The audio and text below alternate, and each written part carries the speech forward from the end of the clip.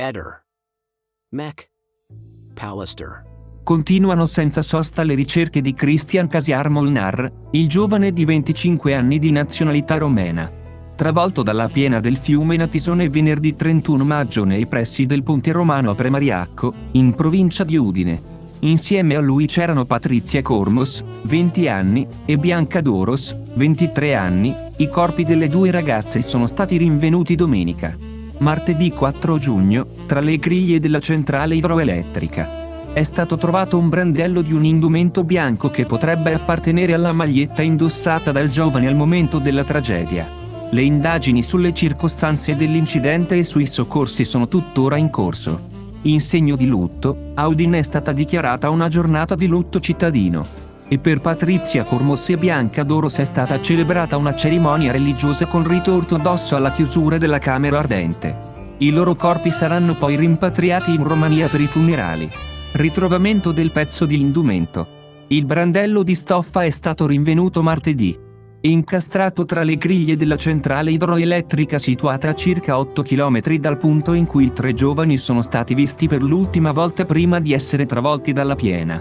Il tessuto bianco è stato scoperto durante la pulizia delle grate, e il proprietario dell'impianto ha immediatamente avvisato i soccorritori. I vigili del fuoco hanno recuperato il pezzo di stoffa e lo hanno consegnato ai carabinieri per ulteriori accertamenti. Al momento, non vi è certezza che il brandello appartenga alla maglietta di Christian Molnar. Operazioni di ricerca.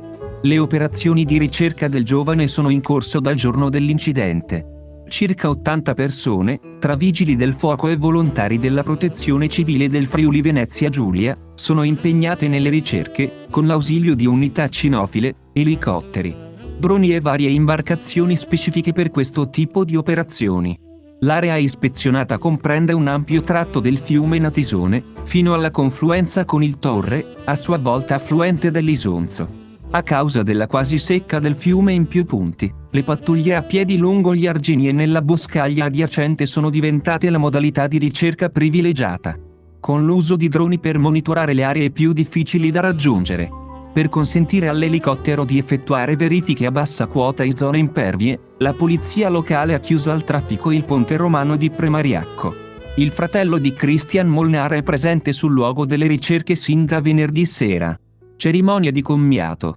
In una camera ardente gremita, è stato celebrato il rito di commiato per Bianca Doros e Patrizia Cormos, presieduto dal decano della Chiesa Ortodossa Romena del Triveneto, padre Florin Kerkes. Insieme ad altri sacerdoti, parenti, amici e colleghi di lavoro dei genitori delle due giovani, che risiedono tra Campoformido e Udine, si sono stretti attorno alle bare e ai familiari. I due comuni hanno proclamato il lutto cittadino per onorare la memoria delle giovani. Tra i partecipanti alla cerimonia, in lingua romena e italiana, vi era anche l'arcivescovo di Udine, Monsignor Riccardo Lamba, che ha espresso la sua vicinanza umana e cristiana e ha invitato a un momento di preghiera comune. Numerose autorità hanno preso parte alla cerimonia, tra cui il sindaco di Udine, Alberto Felice De Toni, il questore Alfredo D'Agostino, il prefetto Domenico Lione e i comandanti provinciali dei Carabinieri e della Guardia di Finanza. Le salme di Bianca e Patrizia, vestite in abito bianco da sposa secondo la tradizione del loro paese d'origine, erano accompagnate da immagini delle due ragazze ritratte in momenti felici della loro vita, proiettate su uno schermo.